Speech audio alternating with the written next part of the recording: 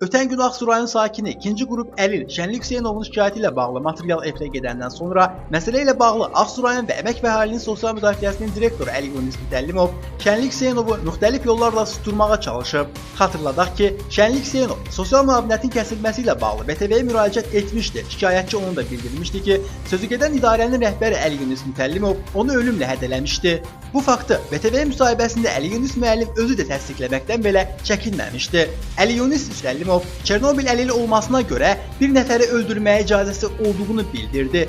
Maraqlıdır ki, belə bir şəxsə hörmətli nazir Səlim Müslümov bu boyda postu necə etibar edib? Bizə çatan məlumata görə rayon icra hakimiyyətinin başçısı Ənvər Seydəliyevin rayonda olmamağından istifadə edən məmurlar özlərini tam sərbəst aparırlar. Bu məsələdən belə qənaətə gəlmək olar ki, Əmək və Əhalinin Sosial Müdafiəsi naziri Səlim Müslümovun, nə də onun dayısı Ağsu icra başçısı Ənvər Seydəliyevin bu özbaşınalıqdan xəbəri yoxdur. Varsa da niyə tədbir görülmür? Görünür, ötən il fevral ayında cənab prezident İlham Əliyevin məmurlar barədə etdiyi xəbərdarlıq adı çəkilən məmurların yaddaşından tez bir zaman silinmişdi. Hər bir icra başçısını mən vəzifəyə təyin edərkən, onu qəbul edərkən ona bir neçə əsas istiqaməti göstərirəm.